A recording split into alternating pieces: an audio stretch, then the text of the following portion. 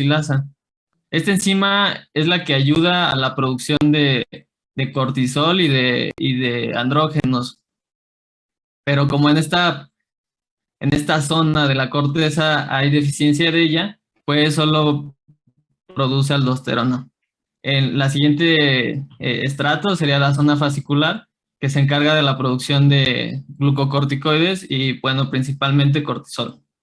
Y en la zona reticular se producen los exocorticoides. También en la zona reticular se puede producir cortisol, glucocorticoides, pero es en muy poca cantidad. Pues se encarga de los exocorticoides como andrógenos, progesterona, pregnenolona, como tal, pero sí puede llegar a producir una ligera cantidad de glucocorticoides. Y bueno, ya como tal, la última parte de las adrenales sería la médula. Y en la médula va a haber producción tanto de adrenalina como de noradrenalina. Aquí, en esta clase, como tal, no vamos a hablar tanto de la adrenalina y noradrenalina. Me voy a centrar más en lo que es todo lo que es la corteza como tal y no la médula. Entonces, vamos a hacer un poco de lado para esta clase la médula, pero bueno, nos vamos a centrar más en la corteza que tiene funciones vitales que ahorita vamos a ver. Esto se los pongo nada más para que tengan una idea, no se lo tienen que aprender. Y son cómo se producen las hormonas como tal. Ya les dije que la zona glomerular donde se producen los mineralocorticoides tienen deficiencia de esta enzima, de la 17-alfa-hidroxilasa. Y todas las hormonas de la corteza adrenal van a ser sintetizadas a partir del colesterol. Entonces, bueno, este sería como tal la ruta que seguiría en la zona glomerular para la producción de aldosterona. Aquí como no hay esta enzima, bueno, este es el ciclo y como tal se produce la aldosterona. Por otro lado, en lo que es la zona fascicular y la reticular, en la que sí tenemos esta enzima, podemos ver aquí que el ciclo es muy parecido, nada más que aquí sí hay presencia de esta enzima y lo que hace esta 17-alfa-hidroxilasa es convertir a la pregnenolona en 17-hidroxipregnenolona y bueno, aquí por consiguiente ya seguiría el ciclo y podría producir androestenodiona, que sería como tal un sexocorticoide, o otro camino que puede llevar es de la progesterona, igual con ayuda de la 17-alfa-hidroxilasa, convertirla en 17-alfa-hidroxiprogesterona. Y esto ya ayudaría para la producción de cortisol, o puede seguir otra ruta y igual producir sexocorticoides. Esto solo es para que tengan una idea. Como les digo, no quiero que se aprendan todas estas rutas, pero sí que sepan que hay ciertas diferencias en estas capas y por qué en unas se producen unas hormonas y en otras hormonas. Otro eje muy importante que debemos de recordar va a ser el sistema renina-angiotensina-aldosterona. Como ya les dije, este eje, el hipotálamo hipófisis adrenal, se encarga principalmente de la producción de cortisol. Por este eje sí se puede llegar a estimular un poco la producción de aldosterona, pero no se estimula en gran cantidad y no se produce por esta vía grandes cantidades de aldosterona. Para la producción de aldosterona vamos a ver este sistema, que igual ustedes yo sé que ya lo vieron en sus clases de fisiología, pero solo como un pequeño recordatorio, a nivel renal, cuando en el aparato yuxtaglomerular se detecta, puede ser hipotensión, pero también pueden ser hiponatremia, hipocloremia, hipercaliemia. Cuando detecta todo esto en las células de la mácula densa, el aparato yuxtaglomerular va a liberar la renina. La renina va a actuar junto con el angiotensinógeno. El angiotensinógeno va a estar libre en sangre, pero va a ser un producto del hígado. Se van a combinar estos dos y se va a producir la angiotensina 1. Ya que se produjo la angiotensina 1, va a interactuar esta con la enzima convertidora de angiotensina, angiotensina 2, y esta va a actuar ahora sí ya sobre la corteza adrenal y va a promover la producción de aldosterona. También, bueno, cabe destacar que la angiotensina 2 también tiene un efecto vasoconstrictor y, y bueno, también tiene ciertos efectos para el aumento de la presión arterial. Ahora ya así como a grandes rasgos los efectos que van a tener estas hormonas en cuanto al cortisol va a ser promover la excreción de calcio, va a ser es una hormona gluconeogénica y también promueve la glucogenogénesis y por ende estas rutas metabólicas pueden llevar a una hiperglucemia ligera, pero al final hiperglucemia. También estimula a la médula ósea y puede producir eritropoyesis. Igual no es un efecto tan fuerte como lo tendría la eritropoyetina, pero sí se ha visto que tiene este cierto estímulo. También ayuda a la integridad de la mucosa gastrointestinal. Ustedes ya vieron que es antiinflamatorio, inhibe la fosfolipasa 2 y también tiene efectos inmunosupresores, que también ya vieron en su clase de leucocitos, que es linfotóxico y también hay secuestro de linfocitos a órganos linfocíticos y todo esto.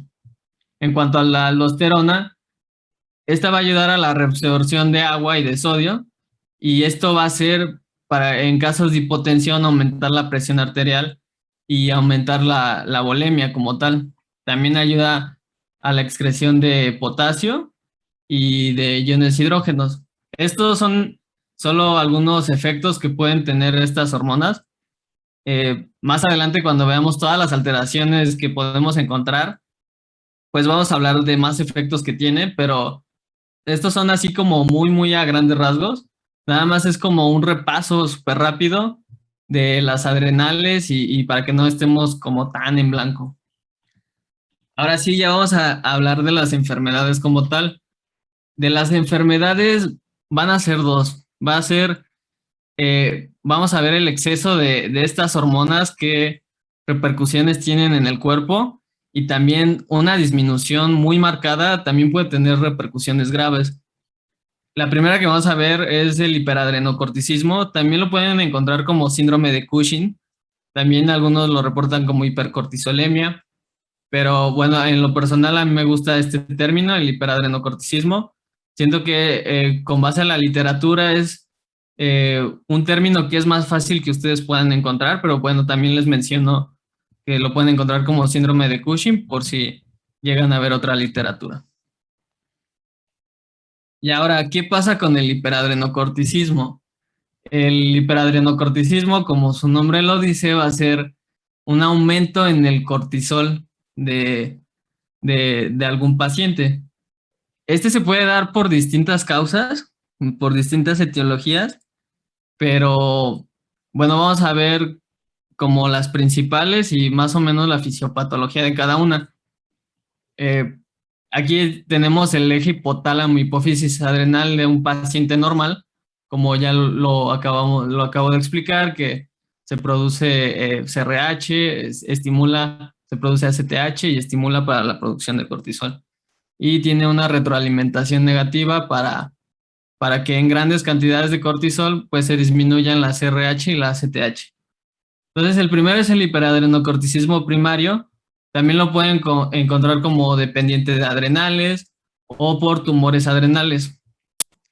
Dentro de los hiperadrenocorticismos es de los que se encuentran en menor medida, entre un 15 a un 20% aproximadamente, y se da por adenomas o por carcinomas. Son casi siempre unilaterales, o sea que solo va a estar afectada una glándula adrenal. Es muy raro, pero sí puede llegar a haber bilaterales, o sea que ambas adrenales estén afectadas, pero es sumamente raro que pase esto. Es como si el perro se sacara la lotería 2 veces. Eh, lo que va a pasar en esta enfermedad, es que, bueno, como ya les dije, va a ser a causa de un adenoma o un carcinoma. Va a salir este carcinoma en la glándula adrenal, y este carcinoma va a producir de manera autónoma cortisol. La va a producir en manera súper exacerbada, va a producir mucho cortisol. Entonces, ¿qué es lo que va a pasar? Como hay exceso de cortisol, pues va a actuar la retroalimentación negativa y le va a decir al hipotálamo y al hipófisis, ya no necesito CRH ni ACTH. Entonces va a haber disminución de estas dos hormonas. Como va a haber disminución de CRH y principalmente de ACTH, entonces la ACTH que falta no le va a llegar a la otra glándula adrenal. Entonces, pues como no le va a llegar ACTH, ya no va a producir cortisol la otra glándula adrenal y se va a atrofiar. Bueno, va primero a tener hipoplasia y después se va a atrofiar. Y esto es algo muy, muy característico, que va a haber una atrofia de la glándula adrenal contralateral y, bueno, disminución de la CRH y ACTH por la retroalimentación negativa.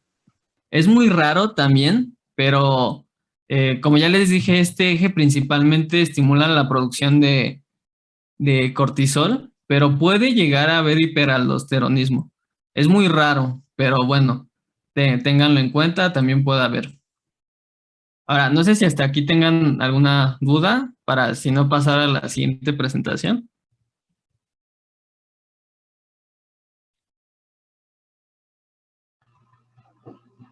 Todo bien hasta No, ahorita, ninguna gracias. duda. Ninguna duda, gracias. Todo bien. Va, entonces sigo. El que sigue va a ser el hiperadrenocorticismo secundario o dependiente de hipófisis o bueno, por tumores adenomas hipofisiarios. Este, como, bueno, es secundario, entonces el órgano que se va a ver afectado va a ser la hipófisis como tal. Este es el más común dentro de los hiperadrenocorticismos. Va a corresponder a de un 80-85% de estos casos. Y lo que va a pasar es que se van a producir microadenomas o macroadenomas. Los microadenomas van a ser, como su nombre lo dice, adenomas pequeños, pero estos deben de tener la característica de que sean menores a 10 milímetros. Y estos van a representar 85 al 90% de los casos de hiperadenocorticismo secundario. Les digo, también puede haber macroadenomas, y estos serían más de 10 milímetros y van a tener un porcentaje de 10 a 15%. Son en menor cantidad, pero bueno, también para que lo tengan en cuenta, porque más adelante vamos a ver que es importante llegar al diagnóstico de estas enfermedades, pero también es importante saber el origen. Y muchas veces que sean microadenomas puede interferir en algunas pruebas de diferenciación. Entonces, esto también como para que lo tengan en cuenta. Más al ratito también les voy a platicar cómo es esto. Y bueno, ¿qué pasa en esta presentación? Va a haber los adenomas y a nivel de hipófisis. Entonces, también va a ser un adenoma funcional. Esto quiere decir que va a producir ACTH. Va a haber mucha liberación de ACTH y esta va a estimular a ambas glándulas adrenales. Entonces van a producir cortisol. Como ambas adrenales están siendo estimuladas por esta sobreproducción de ACTH, va a haber una hiperplasia bilateral. Entonces, bueno, vean aquí el eje normal y vean aquí el eje del hiperadrenocorticismo hipofisiario. Pues vean, hay cierta hiperplasia, hay hiperplasia adrenal bilateral. Entonces, en estos casos habría una mayor concentración de ACTH, por lo consiguiente habría una mayor concentración de cortisol. Ahora, estos dos anteriores que les mencioné son como los más comunes, pero podemos llegar a encontrar otros tipos de presentación que son más raras. Esta no tanto, la iatrogénica, pero principalmente las dos anteriores son las que vemos más comúnmente. En cuanto a el hiperadrenocorticismo iatrogénico, lo que pasa es que por una administración prolongada de glucocorticoides, vamos a tener, bueno, el paciente le vamos a provocar una hipercortisolemia. ¿Cómo va a ser esto? Le vamos a administrar glucocorticoides exógenamente. Ustedes cuando empiecen a llevar sus materias de clínica o si ya han estado en clínica, eh, van a ver que de los medicamentos que se usan muy comúnmente son los glucocorticoides, ya sea dexametasona, prednisona, eh, pues también prednisolona, acetato de cortisona. Pueden haber muchas presentaciones de estos glucocorticoides. Inclusive hay presentaciones oftálmicas que podrían llegar a desencadenar esta presentación. ¿Qué es lo que va a pasar? Nosotros vamos, bueno, se le va a administrar al paciente estos glucocorticoides de manera exógena. Como ya tiene glucocorticoides, pues se va a inhibir el eje porque va a decir el cuerpo, ya me están dando glucocorticoides, ya para qué produzco ACTH. Entonces se va a inhibir el eje, se va a inhibir la producción de CRH y de ACTH, y por lo consiguiente, pues no va a haber ACTH que actúe o que estimule a las glándulas adrenales. ¿Y qué es lo que va a pasar? Pues se van a atrofiar las dos glándulas adrenales. El paciente va a tener signos de siempre y cuando se le siga administrando exógenamente estos glucocorticoides. En cuanto se los retiremos, va a depender mucho de cómo se retiren estos glucocorticoides. Esto ya es más de clínica, pero los glucocorticoides, en general, las hormonas no se retiran así de un momento a otro. Se tienen que retirar de una manera gradual. Ahí, dependiendo el tipo de tratamiento, ya sea dermatológico, oftalmológico, neurológico, tienen sus tiempos de retiro específicos. Entonces, si se retira de tajo, que es lo que muchas veces pasa, como estas glándulas adrenales ya están atrofiadas, cuando se quite, el paciente va a pasar de un hiperadrenocorticismo a un hipoadrenocorticismo. Más adelante lo voy a mencionar un poco más cuando veamos hipoadrenocorticismo, pero quiero que desde aquí sepan esto, que, que este puede ser presentación tanto hiperadrenocorticismo y cuando se quitan estos glucocorticoides va a ser hipoadrenocorticismo. Ahora, esta presentación es todavía más rara, pero pues hay reportes de casos, solo he encontrado como 3 reportes de caso y muchas veces se detecta hasta la necropsia de los pacientes. Son los hiperadrenocorticismos por tumores ectópicos. Lo que pasa en estos casos es, como su nombre lo dice, va a haber un tumor en otro lado que no sea el eje como tal, que no sea ni en el hipotálamo, ni en la hipófisis, ni en las adrenales. ¿Y qué es lo que va a pasar con este tumor? Principalmente van a ser tumores o carcinomas de células pequeñas pulmonares, son los que se han reportado, pero bueno, se ha visto que puede haber en timomas, en tumores de islotes pancreáticos, carcinomas tiroideos, feocromocitomas. Este tumor va a producir ACTH. Entonces, a la producción de esta ACTH va a estimular igual a las glándulas adrenales, va a haber una hiperplasia bilateral adrenal y se va a producir por ende mayor cantidad de cortisol. Al haber más cortisol, se va a suprimir el eje hipotálamo hipófisis. Entonces va a haber menor concentración de CRH y también menos concentración de ACTH. Entonces, esta es una presentación que es muy rara. Se las menciono también para que sepan que existe, pero les digo, es sumamente rara. Casi en nuestros pacientes veterinarios, pues en nuestros animales, casi no se ven este tipo de presentaciones. No sé si hasta aquí tengan alguna duda, porque ahorita ya empezaríamos a ver qué es lo que nosotros veríamos en cuanto a signos clínicos, hallazgos de laboratorio y cómo lo diagnosticaríamos y todas esas cosas. Pero hasta aquí tienen alguna duda o quieren que vuelva a explicar alguna fisiopatología de estas. No, ninguna duda. Va, entonces continúo. Creo que en el chat dicen que no tienen dudas. A ver. Bueno, la predisposición de estos pacientes principalmente se va a dar en perros. Es muy raro ver un hiperadrenocorticismo en gatos, también hipoadrenocorticismo se va a dar en perros. Esta es una enfermedad que se da en perros mayormente. Hay otras presentaciones que puede haber en hurones, pero en hurones es un poco diferente y se conoce como complejo adrenal del hurón. Esta, pues nada más se las menciono de rápido, pero esta no tiene tanto que ver con exceso de cortisol, sino más bien con exceso de sexocorticoides. Pero la presentación va a ser muy similar, los clínicos van a ser muy similares, pero bueno, nada más como para que lo tengan ahí en mente, pero vamos a ver como tal y centrarnos más en los perros. En los perros, los que predisponen más, a cualquier perro le puede dar. Eh, Como tal, sí se han reportado ciertas razas que tienen más predisposición, pero bueno, se ha visto que técnicamente a cualquier perro le puede dar hiperadrenocorticismo. Se reportan más los mestizos, los beagles, los poodles, los dachshund, pastores alemanes, boxer, inclusive algunos terrier pequeños como a lo mejor el Boston Terrier.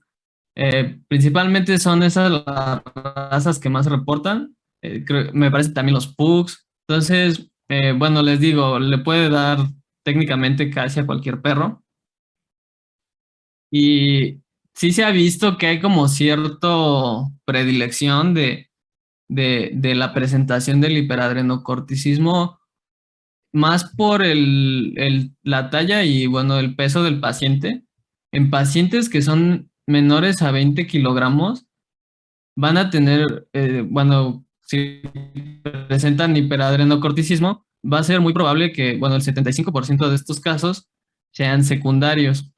Por otro lado, se ha visto que en perros mayores a 20 kilos, pues el 50% de los casos va a corresponder a un hiperadrenocorticismo primario. En cuanto a la edad, son perros de edad media a grandes, a gerontes, de 7 a 12, 13 años aproximadamente, es como el rango que se da. Pero también se ha visto que los casos de hiperadrenocorticismo adrenal o primario es principalmente en perros más grandes. En los perros más gerontes se da más esta presentación, de 11 a 13 años aproximadamente. Y el hipofisiario va a ser en perros un poco más jóvenes, pero igual siguen siendo de edad media gerontes, de 7 a 11 años aproximadamente. Hay alguna literatura que comenta que no hay predisposición por el sexo, otras que sí, pero bueno, ciertamente algunos estudios como que sí dicen que hay una cierta predisposición más por hembras de un 60 a un 65% a comparación que en los machos. Pero bueno, igual aquí les puede dar a cualquier raza, a cualquier sexo, la edad sí es como más característica, aquí sí se pueden guiar un poquito más. Me dicen que en algún momento nos comentaron en un caso de hiperadrenocorticismo en un caballo. También les puede llegar a dar. Es muy parecida a la presentación clínica, van a tener los signos clínicos parecidos. Eh, sí, también les puede dar a los caballos, como dice su compañera. Pero bueno, principalmente lo más común es perros. Pero sí, también les puede dar a caballos. Y sería pues más o menos la misma, bueno, sería más o menos la misma fisiopatología y de los signos clínicos también serían muy parecidos. Ahora, ya pasando con los signos clínicos, estos van a ser de mucha ayuda cuando nosotros nos enfrentemos a un caso de estos. De los signos clínicos más representativos, va a ser la alopecia bilateral, como mencionaba su compañera anteriormente, de que también le platicaron que en caballos, justamente también en los caballos, algo que pasa es que la alopecia o ver el pelo hirsuto que el pelo hirsuto es como, le dicen que es como este pelo seco, como desgastado, feo. También es algo que característico en los caballos. Principalmente esos son signos que nos llaman mucho la atención. La alopecia bilateral, el pelo hirsuto. Esto porque se da los glucocorticoides, pues ya les dije que tienen varias funciones, pero también pueden inhibir en grandes cantidades, van a inhibir el crecimiento del pelo y también, bueno, por ende, los pacientes empezarían a presentar alopecia y también el pelo se va a tender a ser más quebradizo, a ser más feo, que sería a lo que le llamamos pelo hirsuto. También va a tener cierto efecto sobre la piel. La piel se va a tender a adelgazar más. También afecta como tal a la epidermis y al estrato córneo de la piel. Entonces esto va a alterar toda esa etapa de crecimiento de la piel y la piel la vamos a ver nosotros con apariencia más delgada. Por ejemplo, vean este paciente de aquí y tiene la piel más delgada e inclusive se ven más, se aprecian más las venas, los vasos sanguíneos abdominales. Entonces eso es algo muy característico de esta enfermedad. Otra cosa que es que llama mucho la atención y que a nosotros nos puede hacer sospechar bastante son estos dos, bueno, la poliuria polidipsia y la polifagia. La poliuria polidipsia es principalmente porque se va a inhibir la ADH, la hormona antidiurética, que, bueno, esta se encarga de controlar la cantidad de agua que se reabsorbe a nivel de los riñones. Los glucocorticoides van a tener un efecto antagónico sobre esta hormona, la van a inhibir y por ende el perro va a empezar a orinar más y de manera compensatoria va a empezar a tomar más agua. Por eso aquí sería la poliuria y con una polidipsia secundaria. Sí, una polidipsia secundaria. En cuanto a la polifagia, otro de los efectos que tiene los glucocorticoides es inhibir, es también ser antagonista de la insulina. Si ustedes recordarán, la insulina es esta hormona que ayuda a internalizar la glucosa a los tejidos. De hecho, hay casos que exceso de glucocorticoides al tener este efecto antagónico sobre la insulina, puede provocar diabetes mellitus. Es una de las complicaciones más comunes que pacientes con hiperadrenocorticismo que no se detectan, no se diagnostican a tiempo, se compliquen hasta una diabetes mellitus cetoacidótica. Entonces, ¿por qué se da esta polifagia? El centro de la saciedad está a nivel hipotalámico. ¿Cómo se da esta saciedad? La insulina va a actuar y va a ingresar la glucosa a nivel del hipotálamo. Al ingresar esta glucosa, el hipotálamo la va a detectar como ya saciedad. Pero si se está inhibiendo la insulina, entonces lo que va a pasar es que no va a tener efecto la insulina y no va a meter glucosa al hipotálamo, entonces no va a tener una saciedad ese paciente y va a seguir comiendo y comiendo y comiendo y por eso es la polifagia en estos casos. La debilidad muscular y la letargia, esto se da porque los glucocorticoides, como les dije anteriormente, tienen un efecto gluconeogénico. Esto quiere decir que va a sacar recursos o energía a partir de otras sustancias que no sean los carbohidratos, la glucosa. Entonces se va a ir va a hacer catabolismo a músculo como tal, para a partir de ahí conseguir energía. Entonces va a haber un catabolismo a nivel muscular prácticamente en todos los músculos. Va a haber en el diafragma, en los músculos intercostales, va a haber en los músculos abdominales. Entonces, ¿qué es lo que va a pasar con todo esto? Pues bueno, principalmente va a haber debilidad muscular y letargia, pero esto también Como ya les dije, puede afectar los músculos intercostales, el diafragmático, va a costar más trabajo respirar. Entonces, eso lo va a llevar a un jadeo. Ahora, también algo que pasa es que se va a perder la fuerza que estos pacientes van a tener en los músculos abdominales. Esto va a hacer que ya de por sí tienen la piel más delgada, pues que pierda rigidez en todo lo que es el abdomen. Entonces, algo que también se ve muy comúnmente es que estos pacientes tienen el abdomen distendido o comúnmente le dicen que tiene abdomen pendulante. Entonces, va a perder fuerza los músculos abdominales y todos los órganos internos, pues por gravedad van a ir hacia abajo y van a dar esta apariencia al paciente de como que está panzoncito. De hecho, muchas veces los propietarios se los van a reportar como que subió de peso o que, pues, sí, como tal, que subió de peso, subió de condición corporal, pero no es eso exactamente, es que se distendió el abdomen y que adquieren más esta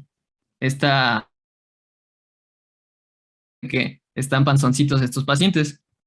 Ahora, algo que todavía puede contribuir más a esta distensión abdominal es la hepatomegalia. Estos pacientes presentan muy comúnmente hepatomegalia. Lo que pasa es que pues los glucocorticoides es una hormona glucogenogénica, entonces van a producir glucógeno. Y ustedes recordarán en sus clases de bioquímica que pues donde más se da o donde más se almacena es a nivel hepático. Entonces, los pacientes, si ven histológicamente el hígado de esos pacientes, van a tener vacuolas de glucógeno y nosotros, alguna literatura lo refiere como hepatopatía esteroidea o también alguna otra más enfocada a histología se refiere a hepatopatía vacuolar por justamente todas estas vacuolas de glucógeno y que van a hacer que el hígado sea más grande, que le dé hepatomegalia. Eh, Ahora solo la hiperpigmentación. Una cosa que hace la ACTH es estimular a la alfa MSH, que es la hormona estimuladora de melanocitos. Entonces, al estimular esta hormona, nuestros pacientes van a tener hiperpigmentación. Y es también algo como muy común que veamos que los pacientes pueden llegar a prestar este aumento en su más o signos que también pueden estar, pueden presentar comedones. Esto igual es por todo lo que afecta en la piel, todos los estratos córneos que se afectan. Y pues los comedones serían básicamente como espinillas. Otro signo que se reporta es la calcinosis cutis. Ya les había dicho que los glucocorticoides tienen cierto efecto sobre el control del calcio y pues también nosotros a nivel de signos clínicos vemos este hallazgo que sería como tal calcificación en la piel de los pacientes. Todas estas costras que están viendo en este paciente pues son depósitos de calcio y bueno, se le conoce como calcinosis cutis. Ahora, no sé si tengan duda y ya pasaríamos con los hallazgos de laboratorio.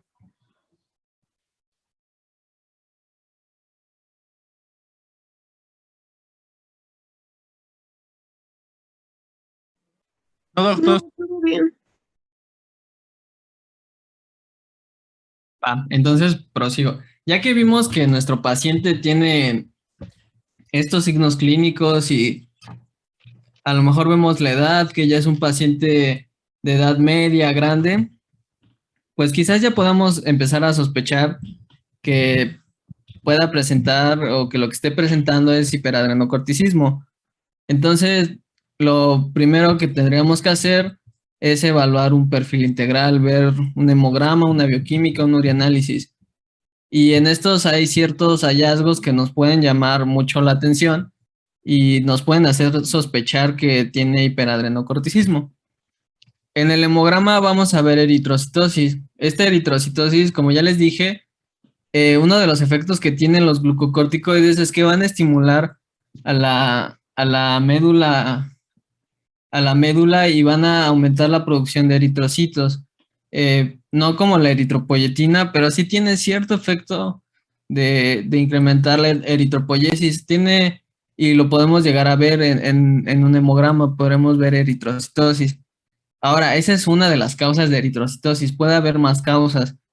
Como ya les dije, estos pacientes van a presentar poliuria polidipsia. Entonces, al estar sacando, orinando constantemente, pueden llegar a deshidratarse si no se controla bien qué tanto está orinando, qué tanto agua está tomando el paciente de manera completa. El paciente podría presentar una eritrocitosis relativa por hemoconcentración. Ahora, otra causa de eritrocitosis puede ser, como ya les dije, va a haber debilidad de los músculos, principalmente, bueno, de los músculos que se ven afectados son los intercostales, el diafragma, y puede llevar a jadeo. A estos pacientes les va a costar más trabajo respirar, entonces también les podría causar una eritrocitosis absoluta secundaria apropiada por un estímulo hipóxico, porque les está costando trabajo respirar. Entonces, esas son tres causas que pueden tener de eritrocitosis de estos pacientes. También se reporta la trombocitosis, se reporta en un 80%. Dicen que también no hay como estudios tan claros y no se sabe como bien exactamente qué es lo que la puede causar, pero se cree que también tiene cierto estímulo a la megacariopóyesis a nivel igual de la médula y puede producir más plaquetas. Entonces, este es otro hallazgo que podría presentar nuestros pacientes. Y este que es como muy, muy característico y ya con los hallazgos, todos estos hallazgos que vimos, signos clínicos, y este en el hemograma es el que tendría mayor importancia o mayor relevancia, que sería el leucograma de estrés. Yo sé que ustedes ya saben el leucograma de estrés porque ya vieron este leucograma en sus clases de leucocitos, pero pues solo como para recordar, pues habría leucocitosis por neutrofilia con la presencia de los neutrófilos hipersegmentados. ¿Qué es lo que pasa con estos neutrófilos? ¿Por qué hay más? Lo que va a pasar es que a nivel de los vasos sanguíneos, ustedes recordarán en sus clases de patología general que estos neutrófilos tienen que llegar a un sitio de acción para controlar la inflamación. Entonces, hacen algo que se llama el barrido y hacen diapedesis, se meten a los tejidos, pero lo hacen por medio de ciertas proteínas que están en las membranas, tanto de los vasos sanguíneos como de los leucocitos. Estas son las integrinas y las selectinas. Estas se van a inhibir, los glucocorticoides van a inhibir estas dos enzimas y no van a permitir que estos neutrófilos hagan ese rodamiento y después hagan la diapedesis y se metan a los tejidos. Entonces, todos los neutrófilos que estaban marginales al vaso sanguíneo se van a inhibir estas enzimas y se van a despegar estos neutrófilos y van a circular libremente. Y los otros neutrófilos que están circulando libremente no se van a poder pegar al endotelio vascular. Entonces van a estar ahí en los vasos sanguíneos y se van a empezar a hacer viejos. Por eso nosotros como reflejo en el hemograma veríamos esta leucocitosis, este aumento de los neutrófilos, habría la neutrofilia y se van a empezar a envejecer y como lo vemos nosotros es por la hipersegmentación de estos neutrófilos. Ahora, otra de los hallazgos del leucograma del estrés es la linfopenia. La linfopenia es porque los glucocorticoides tienen efecto linfotóxico y también va a haber un secuestro de estos linfocitos hacia los tejidos linfáticos. Entonces, pues bueno, eso sería la causa de la linfopenia y es de todos los hallazgos del leucograma de estrés, es como el hallazgo de los que más llaman la atención. En perros se reporta monocitosis, en gatos no hay. y la monocitosis es un poquito más de lo mismo por los neutrófilos que se inhiben estas lectinas e integrinas y pues también están más libres en circulación. Y también puede haber presencia de eosinopenia. Es parecido al efecto de los linfocitos que tienen los linfocitos, pero lo que va a pasar es que estos van a ser secuestrados a tejido mieloide, los eosinófilos. Entonces esos serían los hallazgos que veríamos en un leucograma de estrés, quizás el más significativo o a veces de los que tienen mayor relevancia son la linfopenia y bueno, la neutrofilia la leucocitosis por neutrofilia por neutrófilos hipersegmentados. Ya pasando a la bioquímica, la hiperglucemia, puede haber hiperglucemia ligera, no se reportan hiperglucemias que sobrepasen el umbral de reabsorción renal. Y esto es porque pues, los glucocorticoides tienen un efecto gluconeogénico y pues bueno, también les había dicho que inhiben en cierta medida, tienen este antagonismo con la insulina. Entonces, si la insulina no ingresa tampoco a los tejidos, pues perdón, si la insulina no ingresa glucosa libre a los tejidos, pues lo vamos a ver como reflejo de más glucosa libre en sangre y lo veremos como hiperglucemia. Esta hiperglucemia se podría complicar o podría ser una hiperglucemia muy, muy extrema en casos de, pues les digo, hiperadrenocorticismo puede causar diabetes. Si llegara a pasar esto, pues habría hiperglucemias más marcadas. Pero si el paciente solo presenta hiperadrenocorticismo, sería una hiperglucemia ligera. Ahora la hiperlipidemia, que sería hipercolesterolemia e hipertrigliceridemia, esta va a ser pues porque también promueven la lipólisis. Entonces al promover la lipólisis va a haber aumento de estos lípidos en circulación y pues veríamos aumento de estos dos, de los triglicéridos y del colesterol. Hay aumento de la fosfatasa alcalina. Esta es de inducción esteroidea, si ustedes se acuerdan, hay varias isoenzimas de la fosfatasa alcalina y una de ellas es la inducida por los esteroides, por los glucocorticoides. Entonces, pues en este caso, al haber un exceso de glucocorticoides, habría un aumento de fosfatasa alcalina.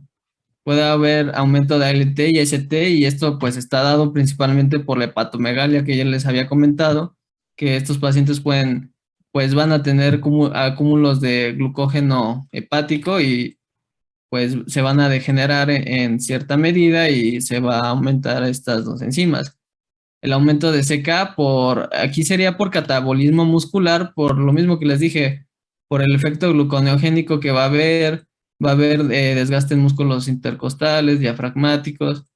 Entonces puede llegar, bueno, va a haber aumento de la CK y este sería por aumento en el catabolismo muscular. Ahora, les pongo estas dos alteraciones, pero estos serían en caso de que el paciente esté presentando hiperaldosteronemia. Eh, Como ya les dije, el eje hipotálamo hipófisis adrenal estimula principalmente al cortisol, no estimula a la producción de aldosterona. Eh, este está regido más por el sistema renina-angiotensina-aldosterona. Puede haber hiperaldosteronismo, pero es muy raro. Y si hubiera hiperaldosteronismo también, pues habría la presencia de hipernatremia y la presencia de hipocalemia, porque recuerden que la aldosterona tiene este efecto de retener más sodio y agua y de excretar potasio. Entonces, pues en mayores cantidades se exacerbarían estos efectos. En el ureanálisis, aquí los hallazgos como más importantes son estos. Va a haber densidades urinarias menores de 1.020, así lo reporta la literatura, pero muchas veces nosotros podemos llegar a ver los pacientes isostenúricos o inclusive hipostenúricos. Y esto es por la misma poliuria polidipsia. Como se inhibe el ADH, pues va a haber esta poliuria polidipsia y el paciente va a estar orinando demasiado y no se va a concentrar toda esta orina. Entonces, nosotros, pues la densidad que veríamos sería menores a 1.020, pero les digo, pueden llegar a inclusive hasta la hipostenuria estos pacientes.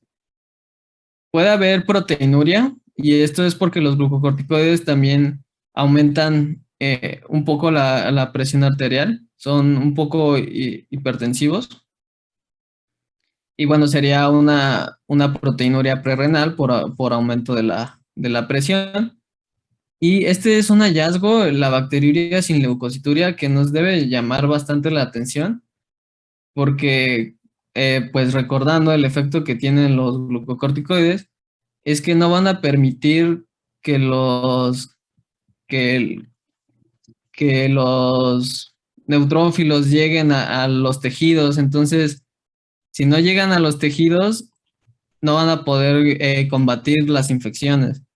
Entonces, bacterias oportunistas pueden aprovechar esto y puede haber infección de vías urinarias sin la presencia de los leucocitos. Entonces, este es un hallazgo que deben de tomar muy en cuenta a la hora de estar evaluando a estos pacientes, bacteriuria sin leucocituria. Hay otros hallazgos en urianálisis que se reportan, como por ejemplo la presencia de glucosa, puede haber glucosuria, pero esto igual sería en casos de que el paciente se complique con diabetes mellitus.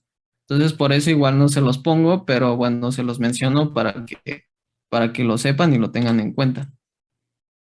No sé si tengan duda con esto, porque ya vamos a pasar con lo del diagnóstico y aquí sí ya es un poquito más complicado y aquí sí necesito que pongan el 100% de su atención. Entonces, no sé si tengan dudas. No, hasta ahorita no, gracias. No, todo bien. Bueno, entonces continúo.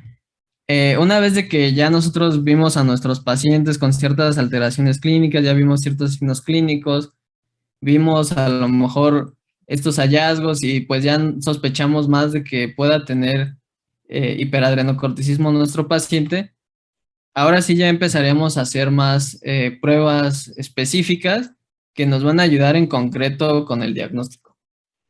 Esta es la prueba que se usa más comúnmente para su diagnóstico, que es la supresión con dexametasona a dosis bajas. ¿Qué es lo que va a pasar? ¿O cuál es el fundamento de esta prueba? Lo que vamos a hacer es inhibir el eje hipotálamo hipófisis adrenal. Entonces, si nosotros lo inhibimos en un paciente sano, en un paciente normal, sin la enfermedad, al inhibir este eje se va a disminuir la producción de cortisol. Entonces, en pacientes sanos, si hacemos esta prueba, vamos a ver una disminución del cortisol. Bueno, se inhibe la secreción de ACTH por 24 horas, por ende se va a inhibir la secreción de cortisol. Y es muy importante esto, que sepan que la dexametasona es el glucocorticoide que vamos a utilizar en esta prueba.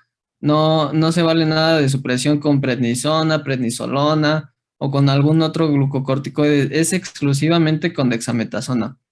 Esto es porque pues, la dexametasona también es un glucocorticoide, pero no va a interferir con la medición del cortisol que nosotros vamos a hacer. Nosotros vamos a medir cortisol para estas pruebas y otros glucocorticoides como la prednisona, prednisolona, pueden interferir con el cortisol que estemos midiendo. Entonces, a lo mejor hacemos la supresión con prednisona, pero a lo mejor también no estamos midiendo solo cortisol, también estaríamos midiendo prednisona, porque va a haber ahí un cruce con ese otro glucocorticoide. Entonces, eso es súper importante. Apréndense que es con la dexametasona para que no haya una reacción cruzada. ¿Qué vamos a hacer nosotros? Vamos a como tal medir el cortisol basal del paciente. Tiene que ser en un tubo rojo sin anticoagulante y esta dosis es muy importante. Vamos a administrar 0.01 miligramos por kilogramo de dexametasona intravenosa. Y después vamos a medir el cortisol a las 4 y a las 8 horas posadministración. A las 4 horas es opcional. El que nos importa, los que son diagnósticos para esta prueba, va a ser el cortisol basal y el cortisol a las 8 horas. El cortisol a las 4 horas, ahorita se los explico un poco, pero puede llegar a ser un poco confuso. Entonces, ¿qué va a pasar? Aquí vamos a tener el eje, como ya lo vimos anteriormente. ¿qué es lo que va a pasar con esta prueba? Este es un paciente sano, este no tiene nada. Entonces tenemos a nuestro paciente con su producción normal, pero ¿qué es lo que va a pasar? Nosotros le vamos a administrar la dexametasona exógenamente. La administramos y bueno, esta dexametasona va a suprimir el eje del hipotálamo y de la hipófisis. Entonces sabemos que va a ser una retroalimentación negativa y se van a inhibir estas dos partes del eje. Por ende, va a haber una disminución en la concentración de CRH, en la concentración de ACTH y en la concentración de cortisol. Entonces, eso es lo que nosotros veríamos ya en las mediciones en un paciente sano. Disminución, va a haber una supresión del eje y al final, a las 8 horas, vamos a ver una disminución marcada del cortisol. Ahora aquí les tengo otro caso. Este caso es de un paciente que tenga hiperadrenocorticismo adrenal o primario. Entonces, vean, aquí está el paciente, tiene su tumor a nivel del adrenal, es unilateral, se produce mayor cantidad de cortisol y, bueno, esta cantidad de cortisol es autónoma. Este tumor, recuerden que produce de manera autónoma cortisol. Entonces va a inhibir este eje, se va a inhibir la CRH y la ACTH por sí sola ya en esta presentación. Y bueno, ya sabíamos que iba a haber atrofia unilateral, ¿no? Entonces, ¿qué va a pasar cuando nosotros administremos la dexametasona? Pues ya habíamos visto que el eje está inhibido, ¿no? Ya está esta retroalimentación negativa. Entonces, inhibimos este eje, pero pues este eje ya está inhibido y como tal la producción de cortisol sigue siendo exacerbada porque el que lo produce es esa causa de este tumor adrenal. Entonces, aquí no veríamos clínicamente o en los estudios de laboratorio una supresión adecuada. Vamos a ver a las 8 horas unas cantidades exacerbadas de cortisol.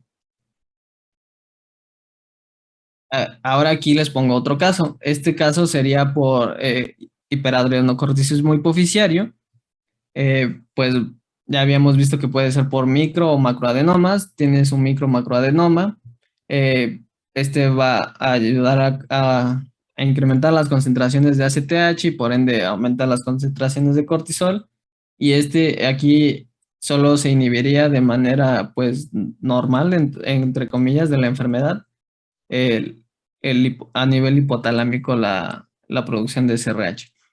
Entonces, esto sería lo que pasaría normalmente en casos de hiperadreno secundario. Ahora vamos a administrar la dexametasona.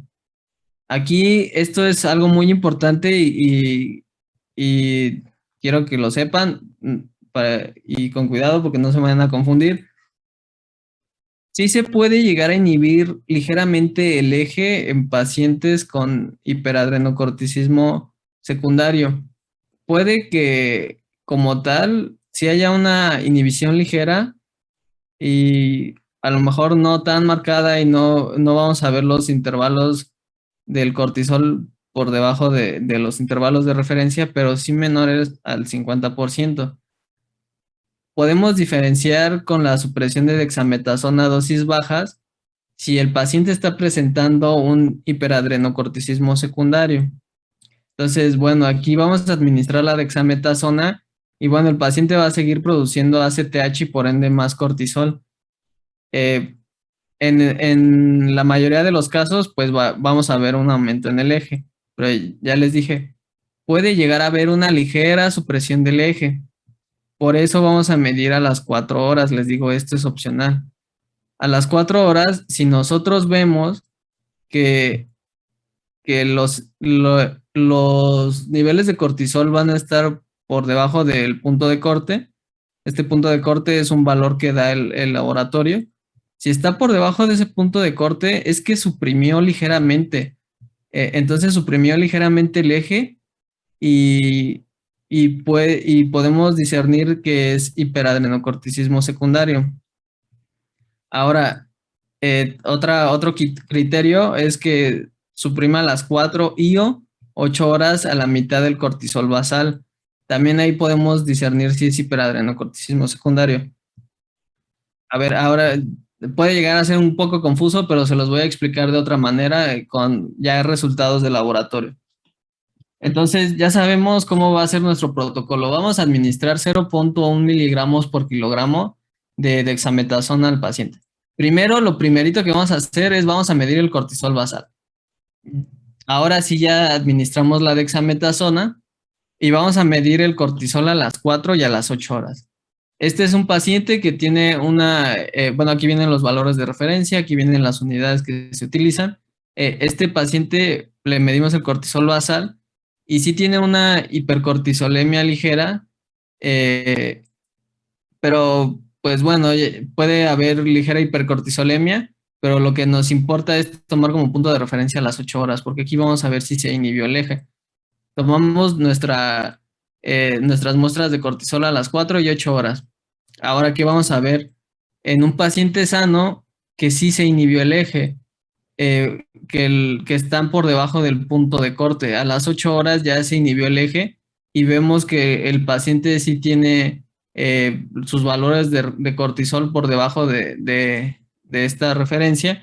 Entonces, este paciente no tiene hiperadrenocorticismo porque se suprimió bien el eje. Si tuviera hiperadrenocorticismo, tendría una producción exacerbada de cortisol y no habría esta supresión. Ahora, en otro caso, este caso es igual. Vamos a tomar nuestro cortisol basal, administramos nuestra dexametasona y medimos a las 4 y 8 horas.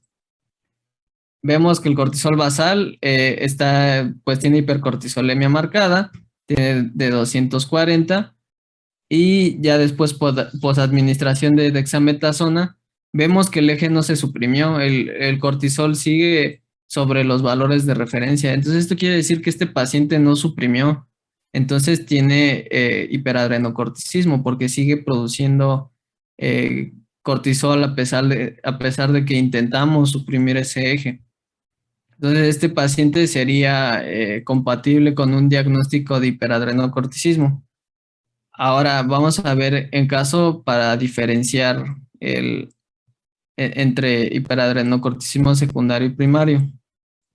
En este caso, igual medimos nuestro cortisol basal, administramos dexametasona después y nos esperamos 4 y 8 horas. Vemos que el basal sí tiene hipercortisolemia y aquí tendremos que aplicar esta formulita, ¿no? Que a las 4 horas vamos a comparar que esté por debajo del punto de corte. El punto de corte es 30 y pues no está debajo del punto de corte, ¿no? Entonces, hasta aquí no podemos decir nada. Y otro de los criterios para saber si es secundario es que a las 4 y o 8 horas esté por debajo del 50% el cortisol basal. El cortisol basal es, bueno, la concentración es de 180, el 50% sería 90. Entonces, este paciente, para decir que es secundario, sus concentraciones a las 4 y 8 horas debe de estar menor de la mitad, o sea, de 90.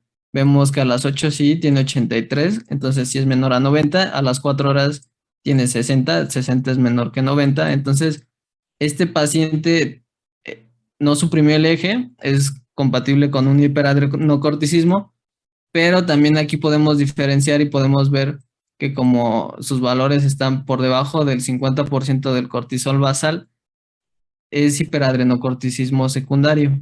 No sé si hasta aquí tengan alguna duda con todo esto de las 4 horas, que a veces puede llegar a ser un poco confuso. Yo sí, todavía me queda un poco de duda con el hiperadrenocorticismo secundario. Lo entendí mejor con esta forma que lo explicaste, pero con el esquema pasado me quedó todavía duda. Ok. Mira, lo que va a pasar, bueno, aquí vamos a tener nuestro paciente con hiperadrenocorticismo secundario. La diferencia con el primario es que el primario, este tumor siempre va a producir cortisol y inhibir esta secreción de cortisol no se va a poder porque este tumor va a secretar cortisol a lo bruto, a lo bestia. Entonces no se va a poder inhibir este eje. Ahora, en estos casos sí se puede llegar a inhibir ligeramente la producción de ACTH. En algunos casos, solo es como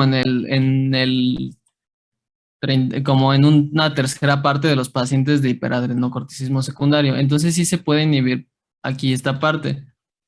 Entonces administramos la dexametasona y puede que tenga una ligera inhibición del eje a nivel del hipotálamo, pero después más o menos esta ligera supresión sería a las 4 horas, por eso medimos de manera opcional a las 4 horas, pero a las 8 horas se podría disparar otra vez ese eje y producir otra vez cortisol.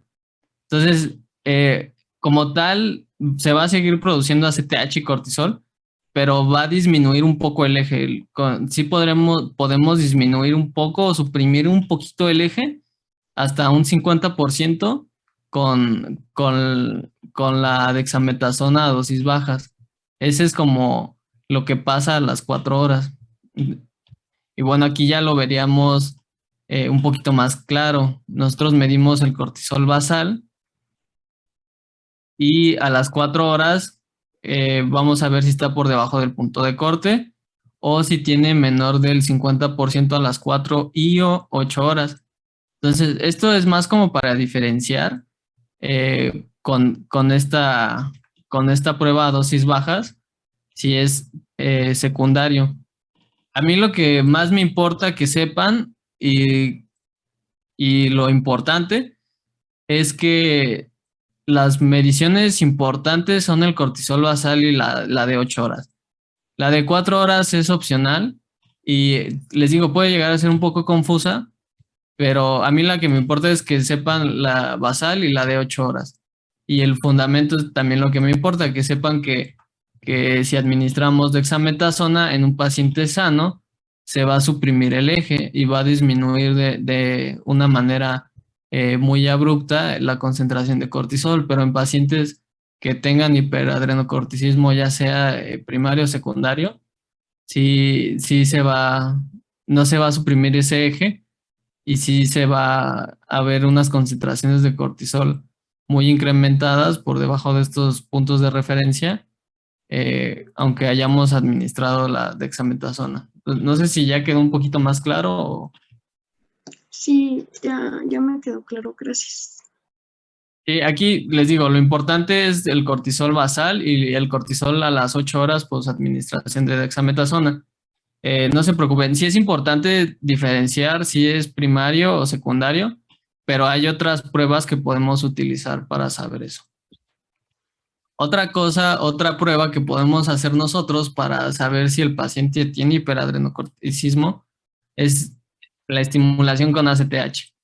Esto solo nos va a decir si el paciente tiene hiperadrenocorticismo. A diferencia de la prueba pasada, no nos va a decir si el origen es primario o secundario. Entonces, ¿cómo se va a hacer esta prueba? Vamos igual a determinar el cortisol basal, igual en un tubo rojo sin anticoagulante. Y después vamos a administrar 5 microgramos por kilogramos de ACTH o 250 microgramos por perro de ACTH. Y después de esta administración nos vamos a esperar de 1 a 2 horas y vamos a medir otra vez cortisol igual en tubo rojo. Aquí tenemos otra vez otro eje de un perro sano, de un perro normal. ¿Y qué es lo que va a pasar?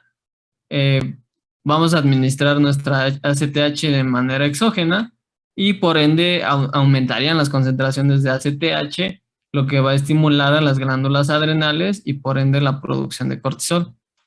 Ahora, ¿qué va a pasar o qué vamos a ver nosotros en un paciente con hiperadrenocorticismo? Estos son los niveles normales de un perro sano, son de 14 a 160 y en gato de 20 a 120. A un perro que le administramos ACTH, estos serían los niveles de cortisol entre 221 a 500 y un gato de 188 a 340. Estos serían ya administrando ACTH, entonces vamos a estimular el adrenal y se va a producir más cortisol.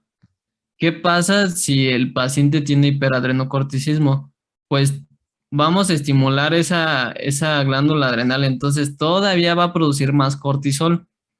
En pacientes con hiperadrenocorticismo va a haber mayor cantidad de este cortisol en perros sería mayor a 550 y en gatos mayor a 400.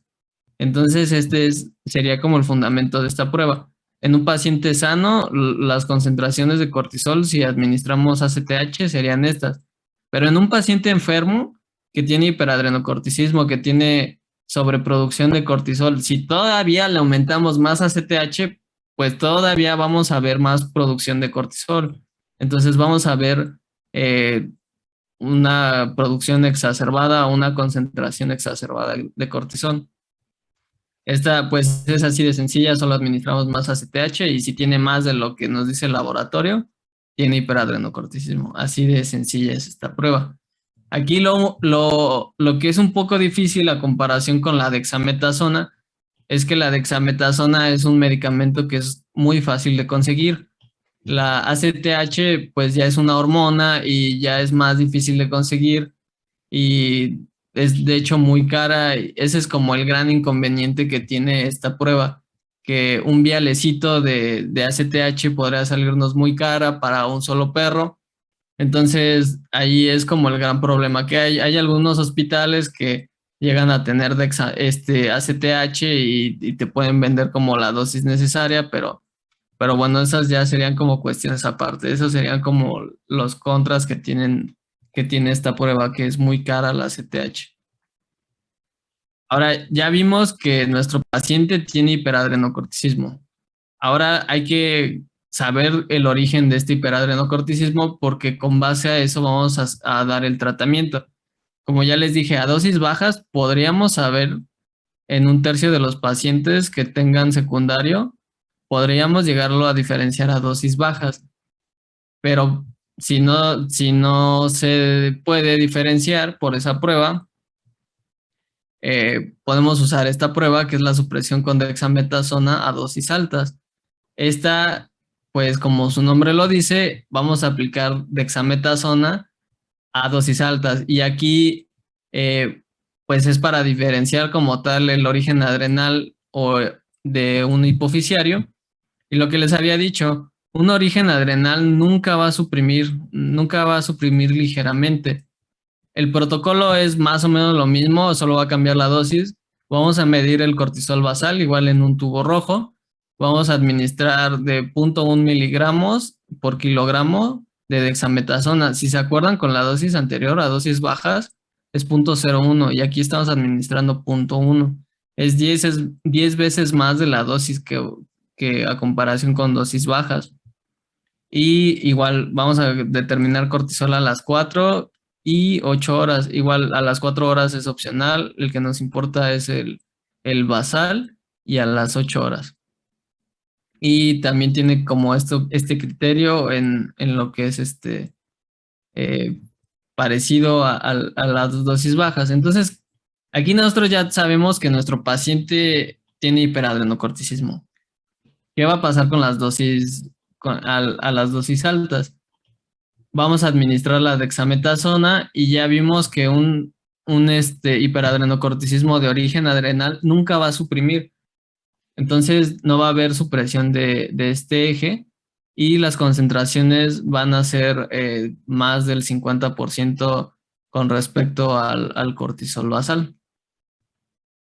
Ahora, en perros con hiperadrenocorticismo de origen hipofisiario, como ya les dije, en dosis bajas puede llegar a suprimir un poquito, no es en todos los casos, pero a dosis altas es más probable que suprima. Le vamos a administrar más dexametasona, entonces eso es una dosis más grande como para inhibir este eje. Entonces, ¿qué es lo que va a pasar? Aquí tenemos a nuestro paciente con su hiperadrenocorticismo secundario, produce más ACTH, más cortisol. Administramos la dexametasona a dosis altas y aquí sí puede llegar, va a suprimir el eje a nivel del hipotálamo, del hipófisis, perdón, y va a haber una pequeña disminución de las concentraciones de ACTH y por ende una pequeña disminución de las concentraciones de cortisol. Ahora se los voy a explicar aquí igual de la manera anterior. Sería más o menos lo mismo. vamos a medir el cortisol al basal, administramos dexametasona, medimos a las 4 y después a las 8 horas. Entonces serían los mismos criterios que para diferenciar. A las 4 horas debe de estar por debajo del punto de corte o que a las 4 horas y 8 horas esté por debajo del 50% del cortisol basal. Igual, el cortisol basal tiene 180. Entonces, la mitad de 180 sería 90. Para decir que tiene hiperadrenocorticismo secundario, este paciente a las 8 horas o 4 horas debe de tener, tiene que tener cantidades menor a la mitad, menor a 90. Entonces, este paciente tiene 88 a las 8 horas. Eso quiere decir que sí suprimió ligeramente el eje. Entonces, este paciente es, su origen de su hiperadrenocorticismo es secundario. Entonces, aquí tendría pues este criterio. A las 4 horas no suprimió tanto, pero a las 8 horas sí suprimió el eje. Entonces, este paciente es compatible con un hiperadrenocorticismo de origen hipoficiario. Ahora, ¿qué va a pasar en pacientes con origen adrenal? En pacientes con origen adrenal, no, ya les dije, estos pacientes nunca suprimen el eje, ni siquiera a leves cantidades. Entonces vamos a medir el cortisol basal, son 231 y bueno, vamos a usar los mismos criterios, ¿no? Tendría que estar menor al 50%, la mitad de 231 sería aproximadamente 115, 115.5. Entonces, tendría que a las 8 horas o a las 4 horas tener concentraciones menores a 115. Y vemos que este paciente no, tiene 195, es más de 115, tiene 176, es más de 115. Entonces, este paciente no podríamos decir que su origen es hipoficiario. Entonces, aquí sospecharíamos que este paciente tiene un hiperadrenocorticismo de origen adrenal. No sé si tengan alguna duda con esto, sino hay otra prueba de diferenciación que podemos usar, pero no sé si tengan duda con esta.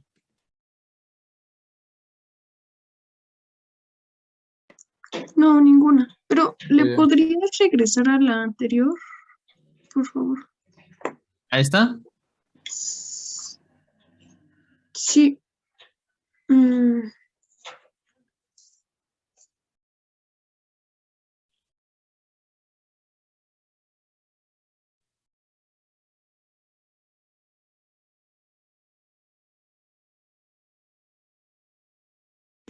Gracias. Bueno, entonces ya vimos que para diferenciar podemos usar la dexametasona, esta supresión, a dosis altas, pero también podríamos usar la medición de la ACTH endógena para diferenciar si el origen es primario o secundario. Esta es más fácil de interpretar. La supresión tiene pues ese inconveniente de recordar que el 50% y todo eso con respecto al cortisol basal. Entonces, esta es más fácil de interpretar. ¿Qué es lo que va a pasar? Pues esta prueba es para diferenciar primario de secundario. ¿Y qué es lo que pasa en los pacientes? Miren, aquí tenemos otra vez el eje. Este paciente tiene hiperadrenocorticismo primario por un tumor adrenal. Entonces hay mayor concentración de cortisol y pues al haber más concentración de cortisol se inhibe por sí solo el eje y se inhibe la producción de CRH y de ACTH. Entonces en estos pacientes de primario va a haber menor concentración de ACTH. Ahora, en hiperadrenocorticismo secundario o dependiente de hipófisis, aquí hay un micro o macroadenoma. Entonces, este va a producir más ACTH, va a haber una concentración de ACTH incrementada.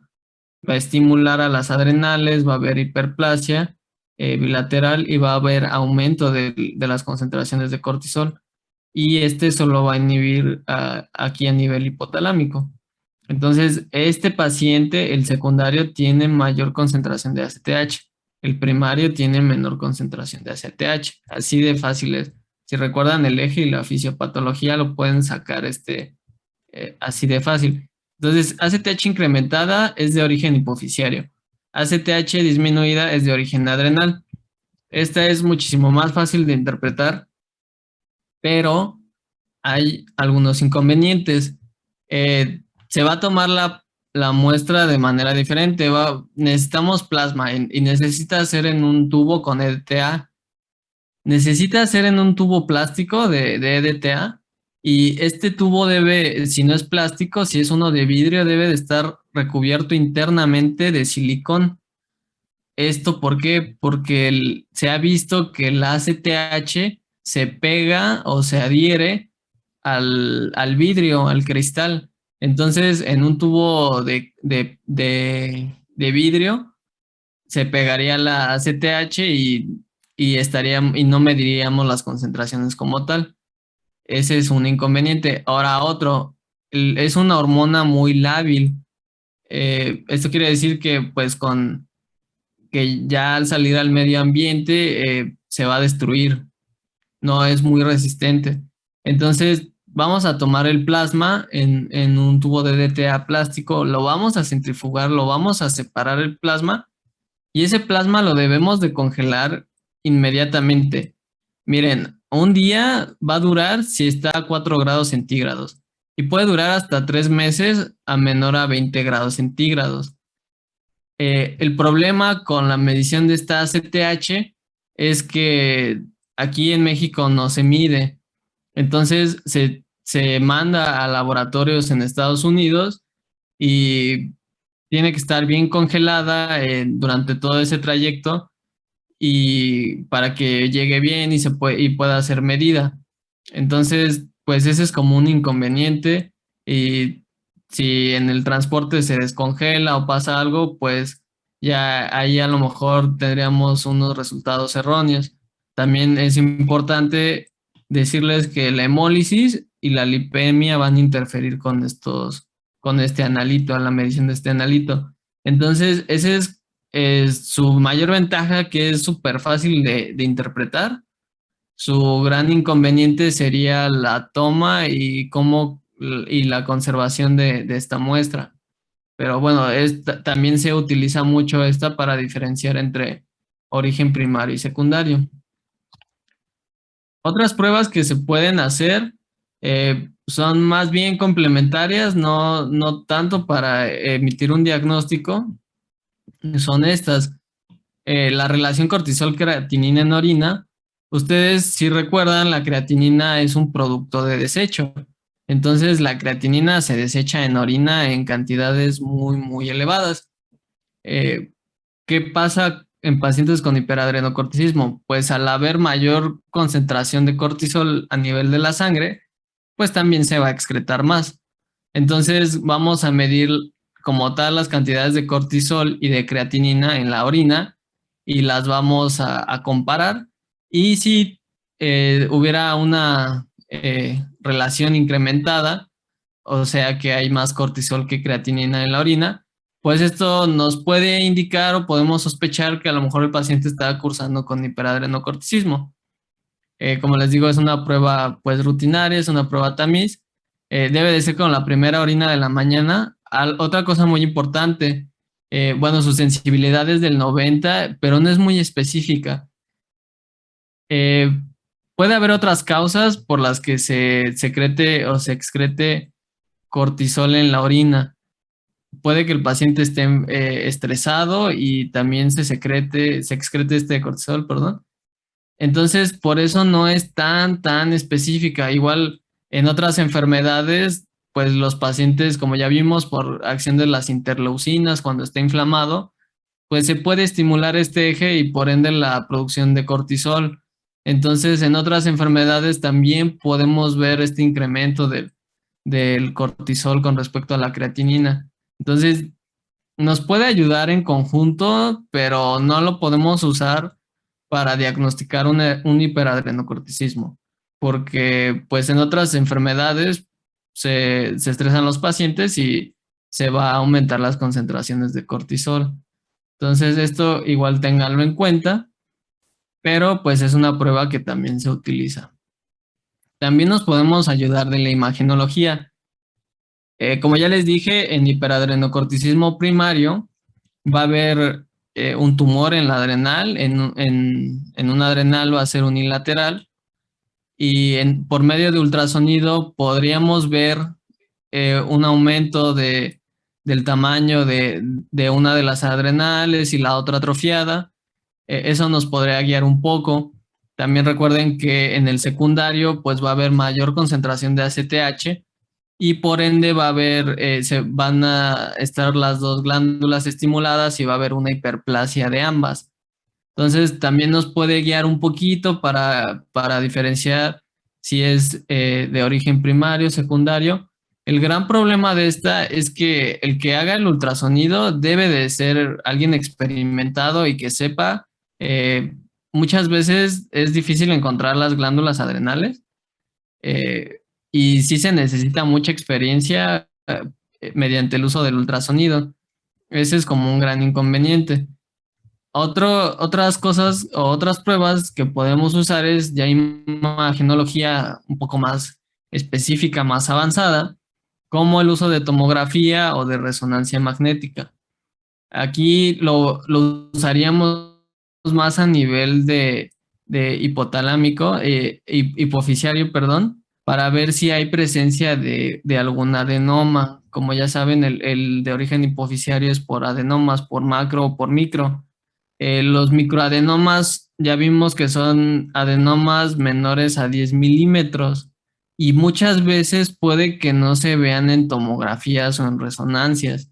Entonces ese es un gran problema. Los macroadenomas sí se pueden ver, sí los podríamos ver, pero ya vimos que dentro del hiperadrenocorticismo hipoficiario, pues corresponden de un 10 a un 15%, entonces igual el porcentaje es muy bajo y pues ya usar este tipo de pruebas, pues ahí sí sería como jugarnos un poco y sí sería más difícil diagnosticarlo si el origen es un microadenoma.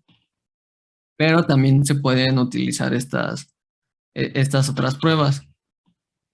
Ahora, ya con el tratamiento, realmente el tratamiento es muy sencillo y, y no es tan difícil ya una vez que lo diagnosticamos de mantener a nuestros pacientes bien. ¿Qué vamos a usar? Hay dos tipos de tratamiento, el médico y ya como tal el quirúrgico. El médico pues sería como tal administrar algún medicamento y podríamos administrar estos medicamentos. El mitotano es uno, era un medicamento que antes se usaba mucho para el tratamiento de hiperadrenocorticismo y lo que causa es una necrosis en la zona reticular y glomerular de, de los de las glándulas adrenales. El problema es que, pues como causa necrosis, tenemos que tener al paciente bien controlado porque puede que si se nos pasa la mano, haya necrosis en toda la glándula adrenal y ahí pasaría de tener un hiperadrenocorticismo a un hipoadrenocorticismo. Entonces, pues bueno, ese tratamiento era de los que antes se recomendaba. También está el ketoconazol. Ustedes se acordarán en sus clases de microbiología, de bacteriología, que pues este medicamento se usa en el tratamiento de hongos. Pero ¿qué es lo que hace el ketoconazol? El ketoconazol va a inhibir la síntesis de hormonas que provienen del colesterol. Esto lo hace también a nivel de los hongos. Pero pues si nosotros recordamos cómo era el ciclo de las hormonas, pues vimos que se sintetizan a partir del colesterol. Entonces ahí inhibiría un poco esa síntesis y ayudaría a que disminuya la producción de estas hormonas y bueno, por ende podría ser otra alternativa al tratamiento. El problema es que es hepatotóxico y pues este es un tratamiento de por vida y se le va a administrar de por vida al paciente. Entonces, pues ese es un gran inconveniente que sea hepatotóxico y también puede causar gastroenteritis, puede causar vómito, diarrea, náuseas. Entonces, pues esas serían como los efectos adversos que podría tener. En cuanto al trilostano, el trilostano es el tratamiento que ya se usa casi siempre, dentro de los tres es el más noble de todos. ¿Qué es lo que va a hacer este trilostano? También más o menos parecido al ketoconazol, va a inhibir un poco la síntesis de estas hormonas, pero va a inhibir como tal una enzima que se llama 3-beta-HSD. Esa enzima lo que hace es convertir la progesterona a cortisol como tal. Entonces va a inhibir este paso y se va a disminuir las concentraciones de cortisol. Pues sí puede llegar a tener uno que otro efecto adverso, pero sería más igual como principalmente vómitos, diarreas, pero de ahí en fuera no es como hepatotóxico a comparación del ketoconazol, es más noble, no es tan agresivo. Entonces es como el tratamiento que se usa más, el trilostano. Y en cuanto a tratamiento quirúrgico, aquí por eso les dije que es importante saber el origen. Si es de origen adrenal, podremos optar por una adrenelectomía. Esto va a ser más cuando sea un sarcoma. Si es una neoplasia maligna, el tumor que esté afectando la adrenal, pues sí se recomienda más su decisión quirúrgica. El problema es que pues sí tiene que también ser un cirujano experimentado. Las adrenelectomías no son cosas tan sencillas porque puede haber complicaciones ciertamente más por hemorragias. Pero bueno, esa es una de las cirugías, bueno, la cirugía que se recomienda y más si es un tumor maligno. Y la otra sería la hipofisectomía. Aquí también pues tendría que ser un cirujano experimentado el que la realice, pero también se pueden realizar estos métodos para el tratamiento. Aquí pueden ver, por ejemplo, este perro que padecía hiperadenocorticismo, se le trató y por lo general vemos que empiezan a responder bien, pero ya vemos un paciente que pasa de esto. Vean los signos clínicos, tiene el pelo hirsuto, tiene alopecia, el abdomen está ciertamente distendido, a lo mejor no tan evidente como en otros pacientes, pero vean a comparación ya de este paciente que fue tratado y ya tiene, bueno, fue después de 4 meses y ya, pues ya vean su pelo, ya está, se ve muchísimo más bonito a comparación con este.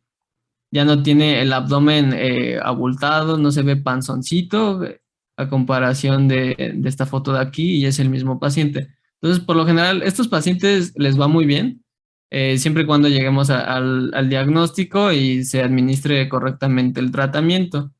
Entonces, pues bueno, eso sería ahorita todo con hiperadrenocorticismo. No sé si tengan alguna duda y si no, pues ya para pasar con la otra enfermedad que es hipoadrenocorticismo.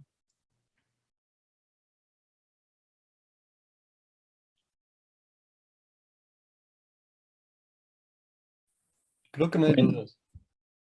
entonces prosigo. Aquí el hipoadrenocorticismo también se le puede conocer como enfermedad de Addison. Es otro sinónimo que se le puede llegar a dar. Eh, y bueno, como su nombre lo dice, lo que va a pasar es una disminución en las concentraciones de las hormonas de la corteza adrenal. Entonces, ¿qué es lo que va a pasar? Bueno, la predisposición es en perros mestizos, en colis barbudos, en poodle, el cobrador dorado, gran danés. Se ha visto que el perro de aguas portugués es de los que más predisponen a esta enfermedad. Pero bueno, aquí también les pongo estas razas que son de los que predisponen más. ¿A qué edad les da? Esto a comparación del hiperadrenocorticismo es en animales jóvenes o de edad de mediana edad, más o menos de 3 a 6 años. Aquí el sexo también se dice que predisponen más las hembras de un 64 a un 70% aproximadamente. Entonces, aquí algo importante es que es más en pacientes un poco más jóvenes. Eso es algo que deben de tener mucho en cuenta. ¿Qué es lo que va a pasar? El hipoadrenocorticismo primario va a ser el 95% de los casos del todos los hipoadrenocorticismos. Y para que ya veamos signos clínicos, que clínicamente el paciente está ya enfermo, debe de haber una atrofia o una destrucción de las glándulas adrenales de un 85 al 90%. Debe de ser de ambas adrenales. ¿Y por qué pasa este hipoadrenocorticismo primario? Pues va a haber una destrucción inmunomediada principalmente, eso es lo que más se reporta. De hecho, el perro de aguas portugués es en lo que más se reporta a ellos, que principalmente es una destrucción inmunomediada. Pero también puede ser por otras causas, como por ejemplo una destrucción granulomatosa por esos microorganismos que les pongo ahí. También puede ser por amiloidosis. Puede haber un infarto a nivel de las glándulas adrenales o también algún traumatismo, que sufra necrosis, algún trombo.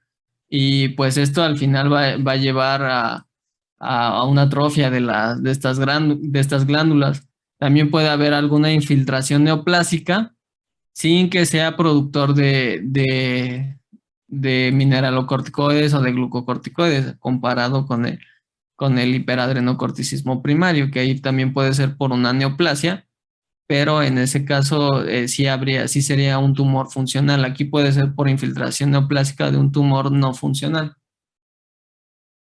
Va a haber disminución tanto de mineralocorticoides como de glucocorticoides. Esto es algo muy importante que tienen que saber. Aquí como tal ya se afecta ese órgano, entonces va a haber menor concentración de mineralocorticoides.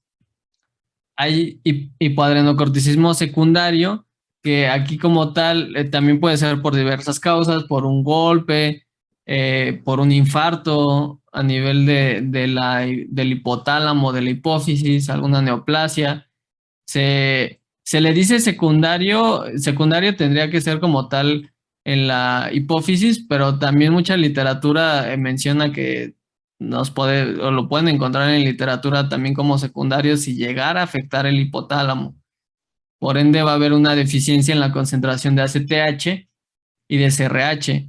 Aquí, como el órgano afectado va a ser a nivel de hipotálamo o hipófisis, pues va a haber disminución de estas dos hormonas. Y recordemos que este eje estimula principalmente la producción de glucocorticoides. Entonces, aquí solo habría deficiencia de glucocorticoides. En el primario va a haber deficiencia de mineralocorticoides y glucocorticoides. En el secundario va a haber de glucocorticoides. Puede llegar a haber signos neurológicos. Esto pues tiene que ver mucho con que si es una neoplasia, pues que esté también comprimiendo alguna estructura adyacente al cerebro. Pues si es inflamación también, pues el hipotálamo y la hipófisis están pues íntimamente asociados o están al lado del cerebro. Entonces, pues todas estas causas, si se expanden al nivel del sistema nervioso, pues ahí ya podremos ver signos neurológicos, pero como tal, podríamos no encontrarlos. Esto solo también se los digo para que lo sepan y no lo descarten. Ahora, hay otro tipo de hipoadrenocorticismo. Los dos que les mencioné anteriormente son como los más comunes, pero está este que se llama atípico. Este es muy raro y ya vimos que en el hipoadrenocorticismo primario va a haber deficiencia tanto de mineralocorticoides como de glucocorticoides. Aquí en este solo va a haber deficiencia de glucocorticoides. Por eso es atípico, porque es raro. Va a ser por una pérdida de la zona fascicular y de la reticular, que pues ya vimos que es la que produce glucocorticoides, la fascicular y la reticular de los exocorticoides, y en menor cantidad glucocorticoides también. Se dice que este hiperadrenocorticismo puede que sea predecesora a uno primario. O sea, esto quiere decir que primero empiece con la deficiencia de glucocorticoides y después en un futuro vaya a empezar con la deficiencia de mineralocorticoides también. Pero bueno, este es el atípico, solo sería un problema primario en las adrenales y solo habría deficiencia de glucocorticoides. Este todavía es más difícil de diagnosticar. Y el hipoadrenocorticismo iatrogénico, como ya vimos, ya más o menos se los mencioné en los tratamientos y en el hiperadrenocorticismo iatrogénico, Este puede ser un problema permanente o transitorio y puede ser a causa de, por ejemplo, administración o no controlar bien la administración de estos tratamientos que vimos anteriormente del hiperadrenocorticismo. Pues vimos que el mitotano principalmente causa necrosis a cierto nivel en la glándula adrenal. Entonces, pues si causa la necrosis necesaria, pues podría inclusive afectar toda la glándula adrenal y por ende ocasionar un hipoadrenocorticismo.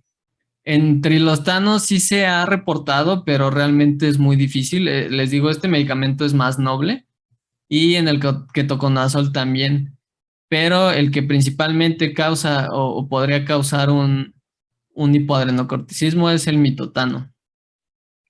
También, pues les mencioné que puede haber hiperadrenocorticismo de origen primario, pues es por tumores y puede haber raramente que los tumores sean bilaterales. Les digo, es muy, muy raro, pero bueno, si se realiza adrenelectomía bilateral, pues podría ser también, pues como tal van a quitar las adrenales, entonces van a causar una disminución de todas estas hormonas. Entonces aquí también podría ser una de las causas. También administración prolongada de glucocorticoides, como ya habíamos visto, mientras nosotros le sigamos administrando glucocorticoides, va a tener signos clínicos de hiperadrenocorticismo, pero en cuanto nosotros se los quitemos, como ya va a estar inhibido el eje y van a estar atrofiadas esas glándulas adrenales, ya no va a poder producir más glucocorticoides y, y va a caer en un hipoadrenocorticismo.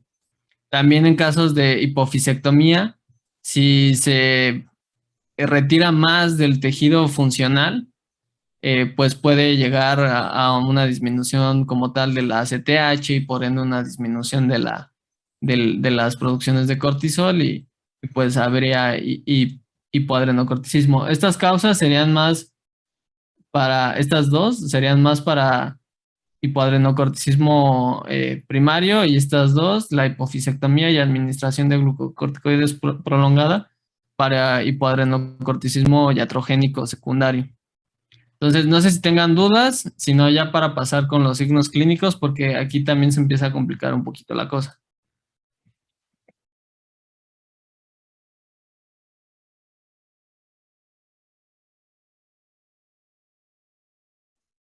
No, no hay dudas. Bueno, entonces continúo.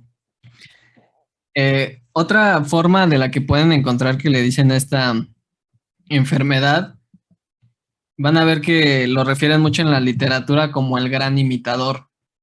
¿Esto por qué?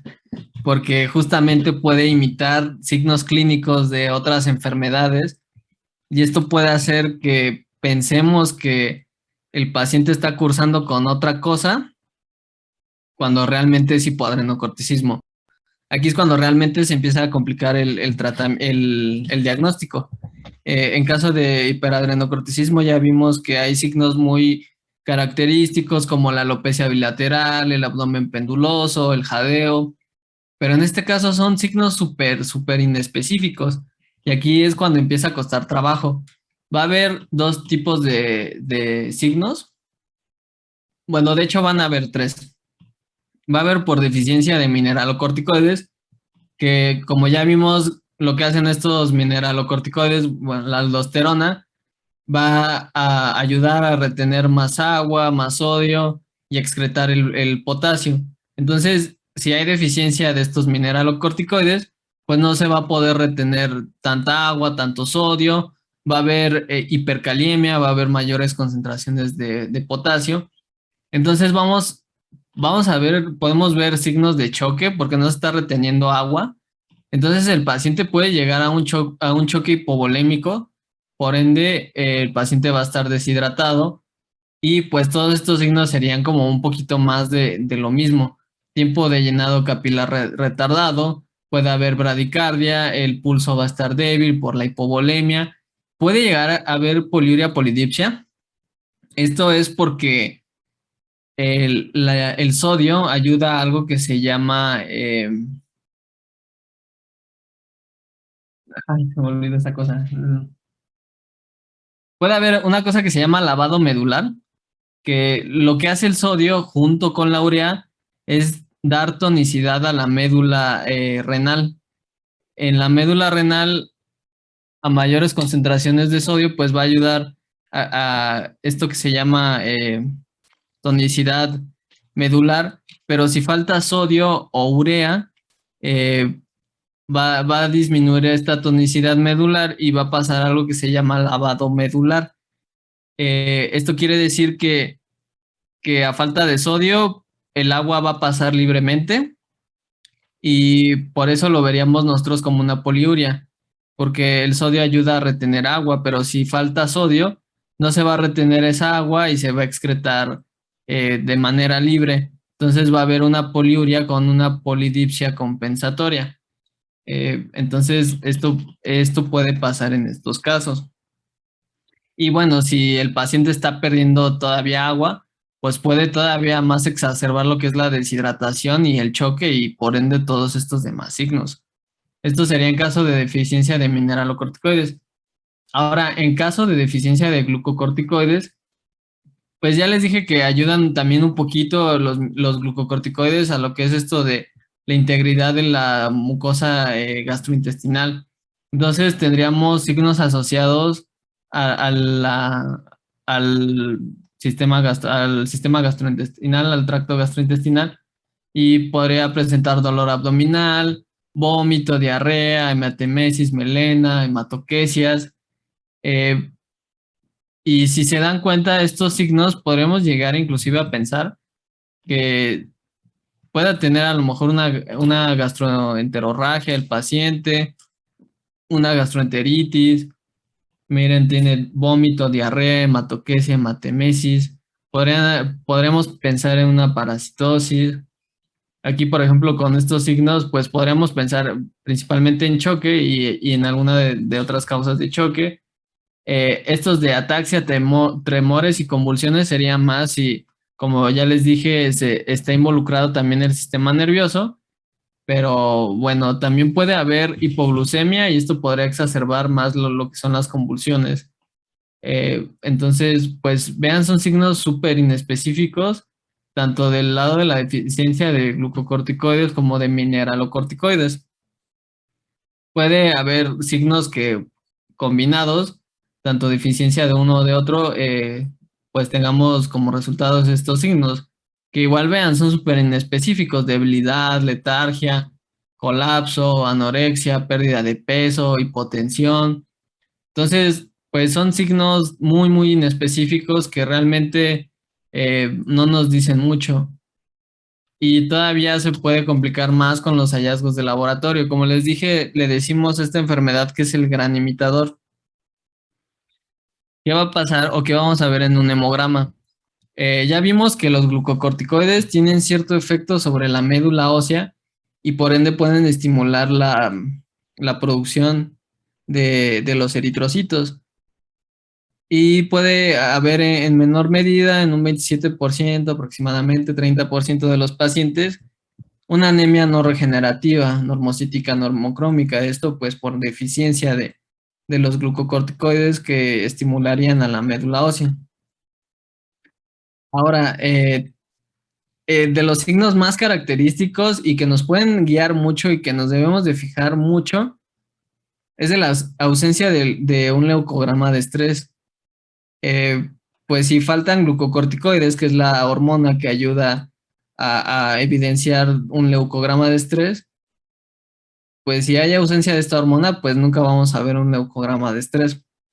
Entonces, pues vean todos estos signos clínicos: choque, deshidratación, dolor abdominal, vómito, diarrea, hematoquesia, y hipotermia, hipotensión. ¿A ustedes creen que un paciente así no estaría estresado normalmente?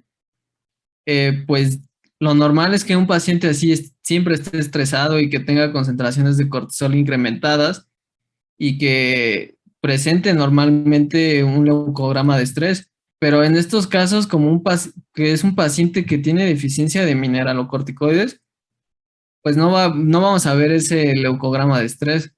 En menor medida, como los glucocorticoides, pues tienen este efecto linfotóxico y y que hay secuestro de los eosinófilos por parte de la médula ósea, pues podríamos llegar a ver, los controlan en cierta medida a estos dos leucocitos y podríamos llegar a ver en un pequeño porcentaje, pues ya que los glucocorticoides no los están controlando, que se exacerben y que veamos linfocitosis o eosinofilia.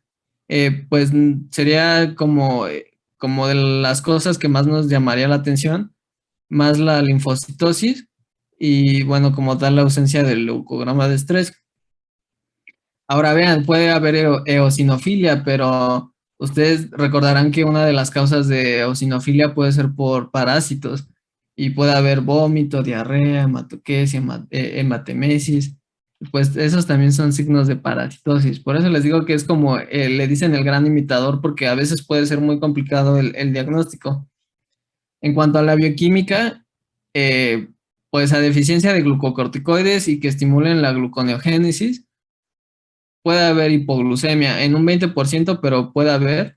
Entonces esto también pues es una causa que nos puede llamar la atención, la hipoglucemia.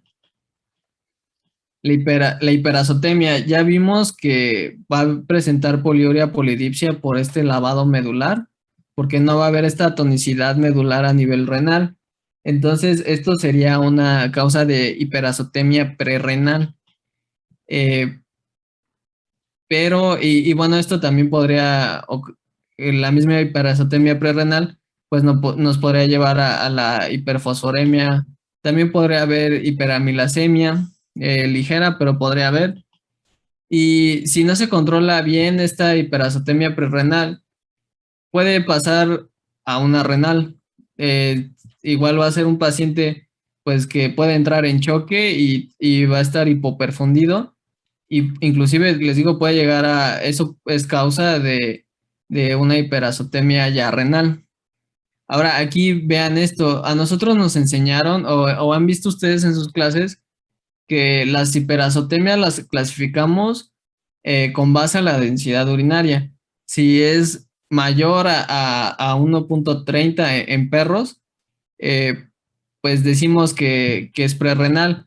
Si es menor a 1.30, decimos que es renal. Aquí este caso es una gran excepción. ¿Por qué? Porque como hay lavado medular, va a haber poliuria polidipsia, el paciente no va a concentrar la orina, pero la causa es prerrenal, pero vamos a ver orinas, podemos ver orinas más diluidas, menores a 1.030. Entonces, ahí nos podríamos confundir a la hora de ver una bioquímica y el urianálisis y pensar que el paciente tiene alguna enfermedad renal.